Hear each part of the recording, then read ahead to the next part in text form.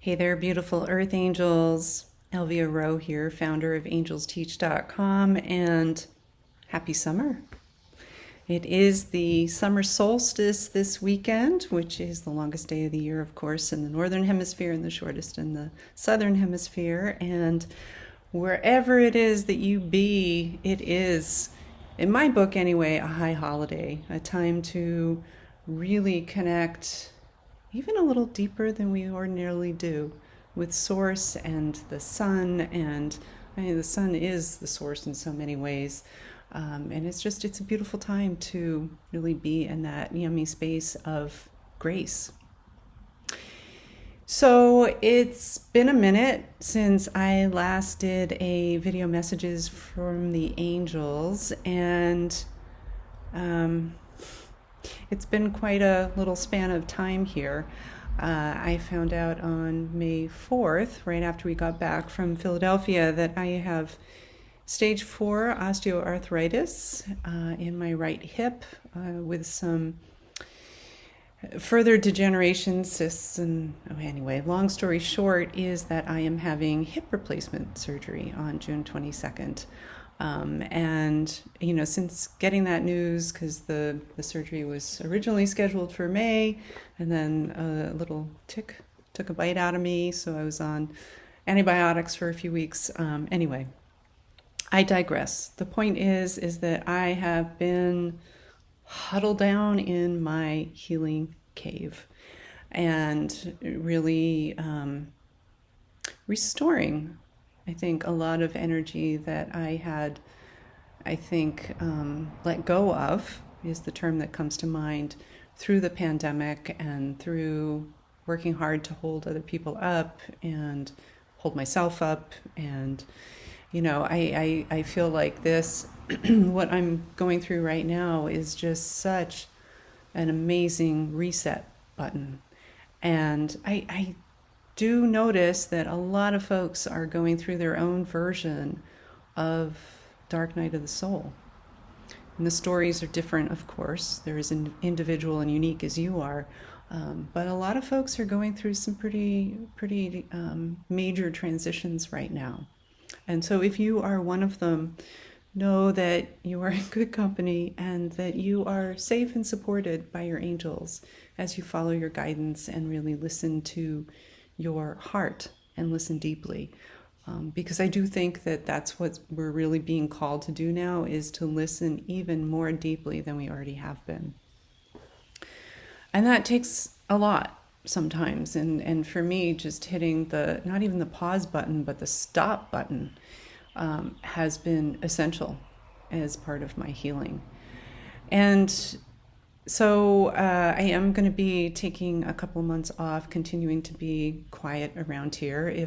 I wasn't actually planning to do this video, so if inspiration it catches me, then I absolutely will be sharing, because this space, the angels, my work is absolutely a highest priority for me. So, and as I was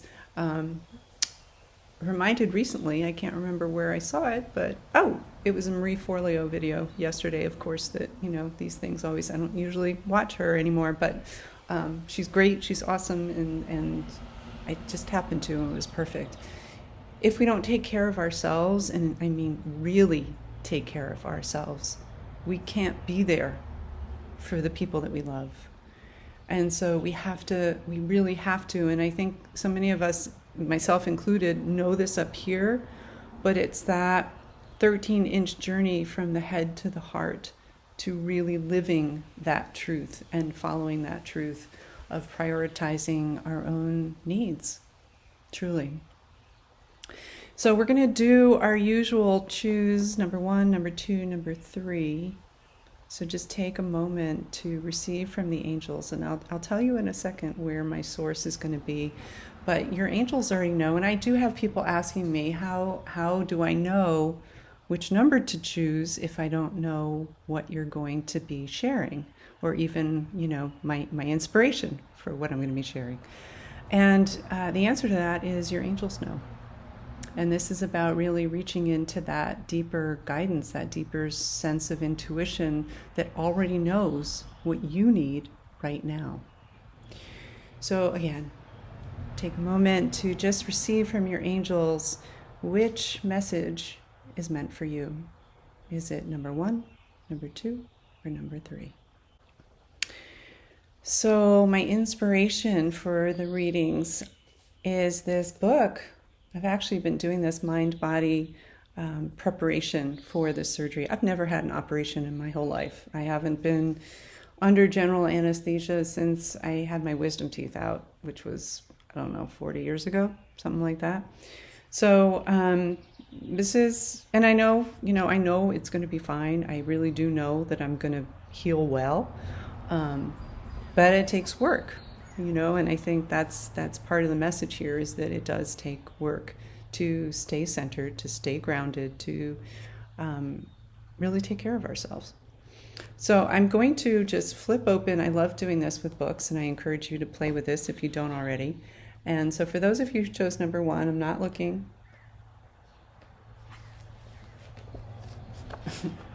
Visualize your healing. This has been huge. Yes, visualize your healing.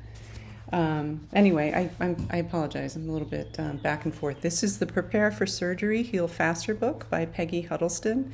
And she has this process, including a meditation that I personally listen to twice a day, to help with visualizing the actual healing, to holding that space of deep relaxation so that the healing actually can occur. And I've already seen it actually create pretty miraculous results just with, because there were other complications, not just with the tick bite, but with some blood work that came up, and all of that's resolved. And it's resolved well. So I do think that this is a big part of it.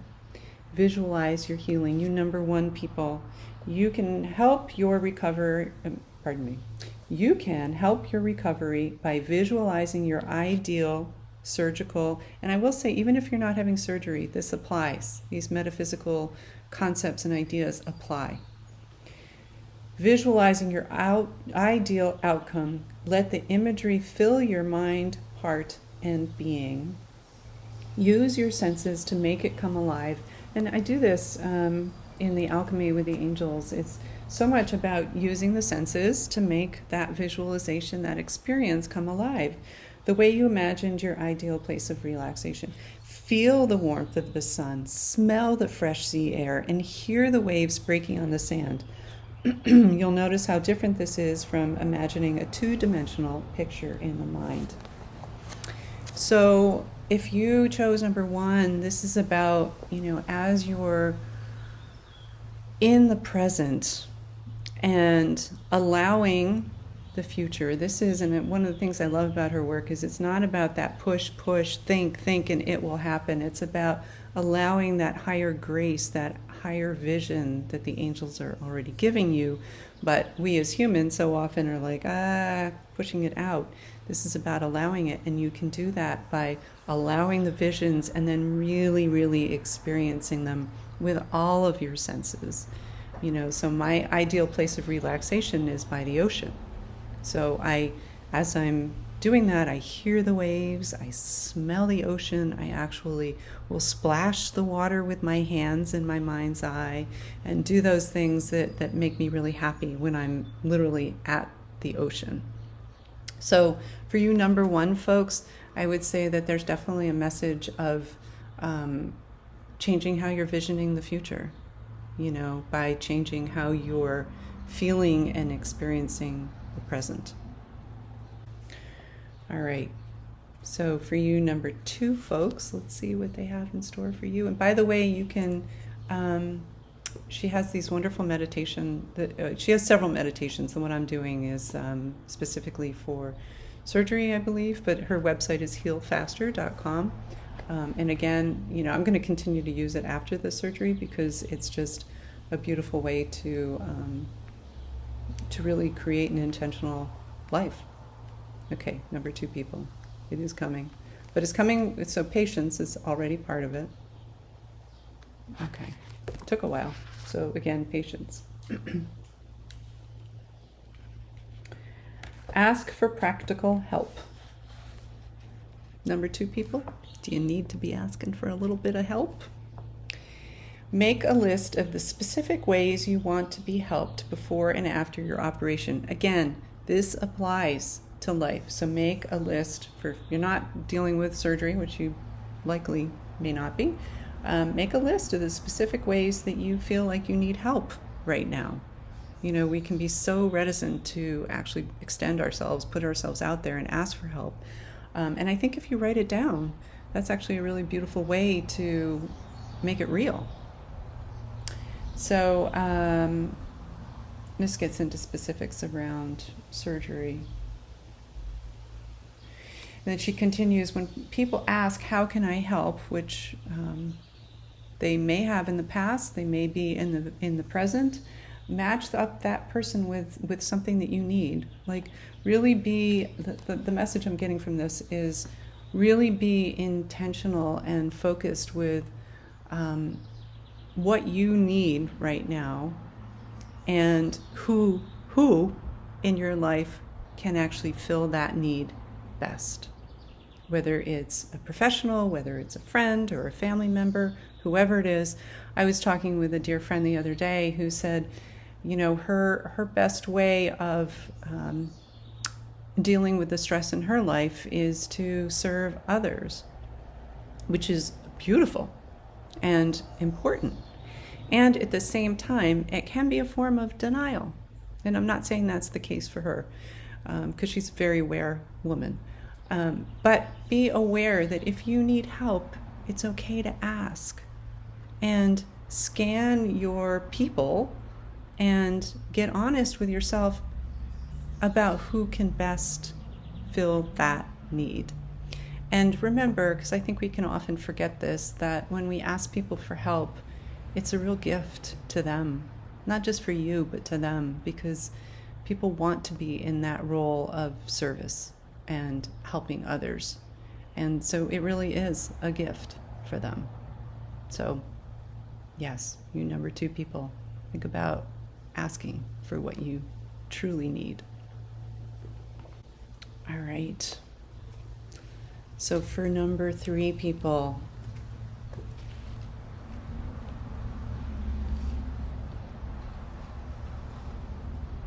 I want to go back to the patience for the number 2 folks. Be patient with yourself as you need to ask for help. Yeah. Okay. Number 3. Questions to ask. Okay. So there's definitely a theme of asking. I'm not kidding. Look at this. Questions to ask. And this is actually, I guess, taking the whole asking thing into a new territory, because she has these, I would call them journaling questions to really consider. And she also really encourages, because she says at the beginning here, as you begin a conversation with your body, because these are questions to ask not of other people. Here's the distinction between 2 and 3. These are questions to ask of your own body. As you begin a conversation with your body, your inner self's answers will lead you to ask the next obvious question and may even initiate a dialogue. You will hear or intuitively know the answers. And again, she suggests journaling around this. And I will say personally, when I was working with a coach on this just a few weeks ago, she said, so what is your, in this sort of meditative trance thing, what does your hip need right now? I immediately heard compassion. And I realized, oh my goodness, like my hip is feeling like it's let me down. And so there was a beautiful healing opportunity to forgive it, to send it compassion, to give it love. And I think we just live in this 3D world where we're not really thinking about these different emotions, these beliefs, these habits, these patterns that we store in our bodies, and the love that the body itself so desperately needs. And so I think this, for you number 3 people, this is really about asking your body what it needs. And the questions she suggests for the journaling, and I've done this, in fact, my gallbladder started talking to me, which was pretty cool because it wasn't on a radar screen for, any doctors or anything, and it's fine. I'm not worried about it, but it was just asking for peace, and I'm okay. I can do that. So what are you feeling? Asking a body part, really, so starting with, okay, what part of my body needs to talk right now? And then asking it, what are you feeling? What is causing you to feel this way? What comforting feeling do you want me to give you? What color is the feeling? If that applies to you. I haven't actually done that part, but I could see where it'd be really cool. How many times a day and for how long do you want this feeling? So, for example, my immune system was asking for forgiveness and clarity and strength, and it was asking for that. This was a few weeks ago. It was asking for that.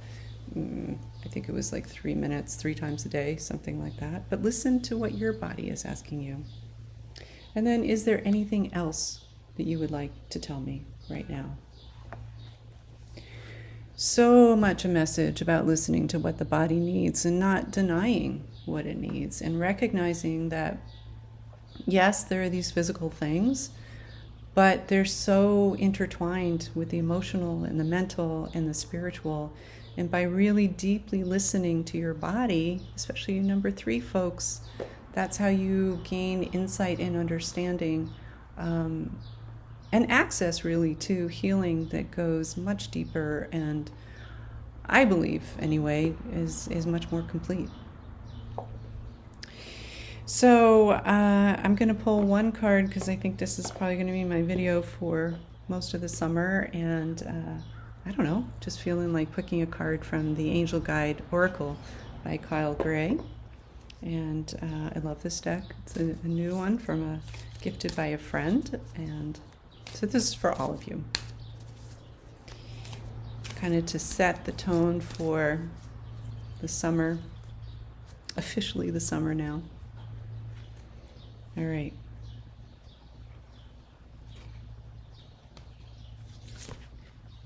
Compassion. Wow. Isn't that beautiful? I think because, we are in a time of such great transition, that the more that we show up, not just with compassion in our hearts and compassion for other people, and I'm hearing putting ourselves in other people's shoes, which I think at times can be a real challenge, but the golden rule, do unto others as you would have them do unto you, comes to mind as well. So not just feeling the compassion, but I'm hearing there's a distinction of being the embodiment of compassion. So you're compassionate with your own body, with your own self, and then you show up and can be that expression of compassion for everybody else in your world. Beautiful. So, of course, take whatever messages are coming in for you, true and right and aligned. Your intuition is so very strong, so much stronger than you even realize. I'm hearing a big yes on that because, so many people like to look outside of themselves for the answers, and they are within you. So with that, I wish you a beautiful, blessed summer. We still have our evergreen courses on the website if you're curious and you want to do dowsing or the 1, 2, 3s of angel communication or even the painting class. Those are all still available to you. You can find those on angelsteach.com. And wishing you all so much love. Be blessed. Be well. I love you.